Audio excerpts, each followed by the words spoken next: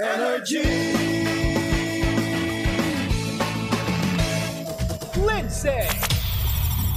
Lindsay! Good morning, Panga! Good morning! Ang pinakamakulit na girlfriend mo sa balat ng radyo. Isa magandang morning sa inyong lahat! Ako pa rin po nag-iisang girlfriend mo sa radio. My name is Lindsay. Makulit, pero may puso. Handang makinig sa mga kwento mo. Alam mo, feeling ko kailangan mo na siyang iwan kasi it doesn't make sense.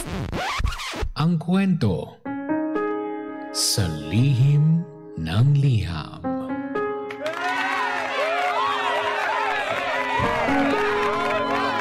Mahal kong Lindsay. Magandang araw po sa lahat ng nakikinig at nanonood dito sa Energy FM. Hindi ko na lang po papangalanan ng sarili ko dahil ayoko pong mahulaan ng mga kaibigan at kamag-anak ko na mula sa akin ang storya na to.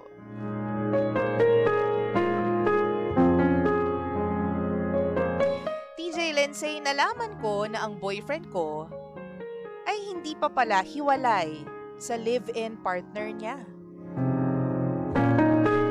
Kailan ko lang nalaman? Meron akong hinala noon pero binaliwala ko lang. Gusto ko lang talagang malaman ang totoo. Kaya naman DJ Lindsay, naglakas loob akong itanong doon sa babae. Kinompronta ko. Hindi para makipag-away ha, pero para na rin matigil yung mga umiikot sa isip ko. Mahal na mahal ko kasi itong lalaki na to, lalong-lalo na yung anak niya. Last week, kinausap ko yung bata. 13 years old na siya. Kinausap ko ng patago. Nagtanong ako sa kanya tungkol sa parents niya. Tinanong ko kung okay pa ba yung mama at papa mo? Si mama at papa ba nagsasama pa? Nagkikiss pa ba si mama at si papa? Ginawa ko yon para malaman ko kung ano bang status ng relationship nilang dalawa. Ang sagot ng bata, hindi na po. Hindi na po sila okay.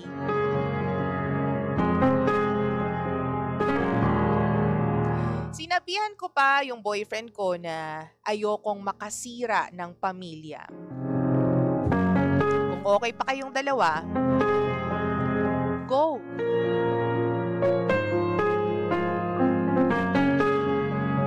Ang sabi ko, sa'yo na lang ako magpapaalam. Hindi na ako magpaparamdam sa tatay mo kung okay pa silang dalawa ng mama mo. Pero mangiyak-ngiyak nagsabi sa akin yung bata. Sabi niya, "Wag naman po, Mi. Hindi na naman po talaga okay yung mama at papa ko eh. Wag mo po akong iwan, Mi." Alam mo, TJ Lindsay, naawa ako sa kanya. Di ko alam kung anong sasabihin ko. Kaya nung time na yon, hinayaan ko na lang muna yung bata. Pero alam mo, talagang hindi mapanatag yung isip ko. Hindi ako makagawa ng maayos sa bahay noon. So I started stalking the girl. Then, doon nakikita ko na parang sila pa rin. Feeling ko okay pa rin silang dalawa. Saan ka ba naman nakakita? nagbakasyon yung babae doon sa bahay ng boyfriend ko. Kaya naman gumawa ako ng dummy account. Nag-join ako sa group nila. Doon ako nakakuha ng pagkakataon na kausapin yung babae. Hanggang sa hindi na ako mapakali, DJ Lindsay, nagtanong na ako doon sa babae. Siyempre, hindi ko sinabi kung sino ako. Gusto ko lang kako siyang makausap about doon sa guy. Gusto ko lang malaman lahat-lahat. Ang sinabi sa akin ng babae, okay na okay silang dalawa. Tapos, tinanong niya ako, ako daw ba yung girlfriend nung lalaki? Sabi niya sa akin, kung gusto mo siya, sa'yo na. Yun ang sabi sa akin, DJ Lindsay. Tapos biglang nag-chat sa akin yung boyfriend ko. Ang sabi sa akin, bakit daw ako ganun? Bakit pinapangunahan ko raw siya? Mali ba ako sa part na gusto kong malaman kung ano yung totoo? Pinangungunahan ba yun? Alam mo, walang maayos na pag-uusap, binlock ako bigla ng boyfriend ko.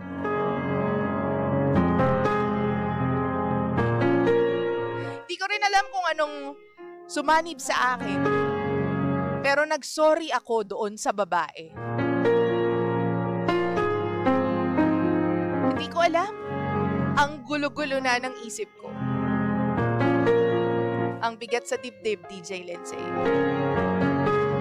Hindi ko alam kung ano bang gagawin ko. Again, mahal ko po yung lalaki, lalo na yung anak niya. Pero parang hindi ko deserve mapapunta sa gantong sitwasyon. Do I stay? Or should I go?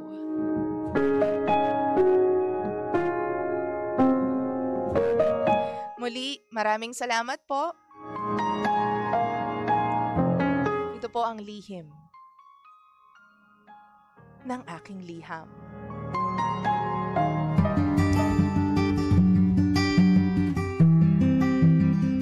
Lihim ng liham.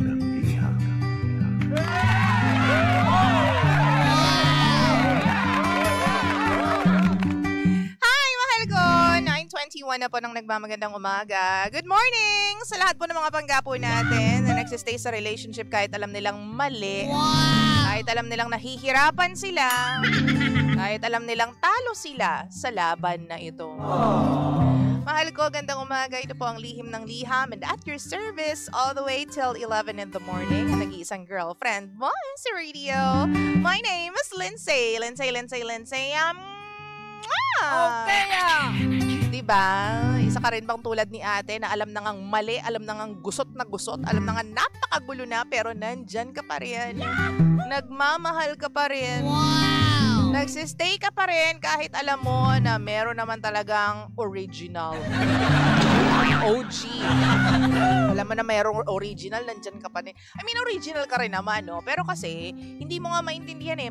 Alam mo kung ako tatanungin mo ha, sa lahat ng mga nakikinig sa atin, hello po sa mga nasa Facebook, kung ako po yung tatanungin ninyo, once na sobrang gulo na ng sitwasyon, once na hindi mo na siya ma-i-explain sa isang linyahan lang, sa isang sentence lang, ikaw mismo naguguluhan ka sa isip mo kung paano ilulusot yung kwento, naniniwala ako na kapag ganun, dapat alis ka na. Wow! Diba? Kapag ang dami-daming rekados ng sentence mo, halimbawa tinanong ka, boyfriend mo, ang sagot lang dyan dapat, oo, boyfriend ko, ilang buwan na kami, isang taon na kami. Yun lang dapat ang mga sagot dun eh, kapag legit ka. Diba? Ganun lang dapat ang mga sagutan, oo, boyfriend ko yan, mahal na mahal ko yan. Oo, boyfriend ko yan, nung isang taon pa kami. Pero kapag ang sagot mo is, ano kasi, mahal ko siya, mahal niya ako, pero kasi minsan may ganito, pag may ganyan na, magulo, hindi mo ma-explain ang isang sentence, ibig sabihin, magulong usapan yan. Hindi ka na dapat nagsistay sa ganyan. Wow! Diba deserve mo yung relationship na madaling i-explain? Diba? Deserve mo yung lalaking madaling ituro sa lahat. Boyfriend mo, nasan boyfriend mo? Ayun o. Ituturo mo with your lips. Wow! Nasaan yung boyfriend mo? Ayan o, nakatayo sa harap mo. Boyfriend ko yan. Yung ganyan. Madalian lang. Kapag sobrang gulo na ng usapan, ang dami ng mga palabok, ang dami ng paek-ek, ganyan. Naku, hindi mo deserve yan. Alis ka na dyan sa ganyan. Kapag ganito, hindi ka naman pala sure na hiwalay na sila ng kanyang live-in partner. Alam mo na meron silang link, 'di ba? In between may anak silang dalawa. Kahit pa mahal na mahal mo yung bata, syempre mas mahal na mahal nung bata yung nanay niya, my God. At mas mahal na mahal nung nanay yung bata dahil anak na yun, bakla. Wow! Kakaloka ka talaga. Oo. Diba? So if I were you, mahal ko pang ako baby ko, para lang just to spare yourself, all the negative emotions, the sadness, the loneliness. If I were you, I'd go away. Stay away, go away, come again another day. Charot. Diba? Hindi lang, diba? Parang umalis ka na lang dyan. Hindi mo deserve na maging complicated ang buhay mo just because mahal mo yung isang lalaki. I mean, may mga tao naman, tayo naman talaga dumadaan tayo dun sa phase ng buhay natin na naguguluhan tayo. Meron at meron tayong lalaki na makikilala or tao na makikilala na talaga magpapagulo sa buhay natin. Wow! At sa moment na yon, aakalain mo na siya na talaga ang the one. Aakalain mo na kaya mo siyang ipaglaban kahit anong mangyari. Pero, surprise, this is life. It's just one of the bumps na kailangan mong daanan. Tapos makikita mo, malalaman mo, marirealize mo kapag wala na yung taong yan na ang bigat-bigat niya palang dalhin. Wow! May ganong tao, hindi mo marirealize na ang bigat niya palang dalhin, ang hirap niya palang karelasyon, hanggat hindi mo siya hinihiwalayan, hanggat hindi mo siya binibitawan. May ganyan tao. At minsan sila pa yung mahal na mahal natin, yung akala natin hindi natin kayang mabuhay nang wala sila. Wow! Pero again, surprise! This is life. Malalaman mo lang ang sagot sa tanong mo kapag bumitaw ka na. Diba? Bitawan mo muna. Kasi kung talagang para sa'yo yan, pag binitawan mo yan, kung talagang para sa'yo yung lalaking yan, susundan at susundan ka niyan. Papatunayan niya yung sarili niya sa'yo. Hindi yan magkakaroon ng ibang babae. Wow! Diba? Parang anino mo yan. Kahit bitawan mo, ang anino naman hindi nabibitawan, diba? But precisely my point. Kahit bitawan mo yan, susunod at susunod sa'yo yan. Yahoo! Diba? Pero kapag ang lalaki binitawan mo at naghanap ng ibang babae, wow! Zay, alam mo na. Huwag mo nang susundan. Diba? Kasi alam mo na hindi siya para sa'yo. Hindi niya rin gusto magstay sa buhay mo. Hindi mo siya deserve kapag gano'n. Wow!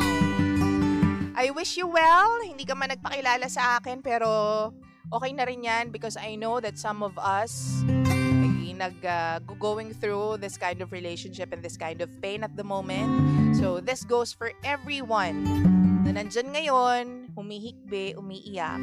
Kaya aga-aga, 9:27 pa lang, pero umiiyak ka na.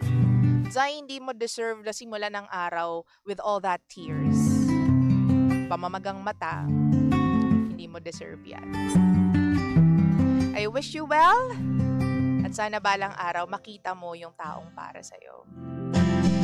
Lian and Nara with the song Someday. Lihim ng liham. Sama si Lindsay, 9:27 on the clock.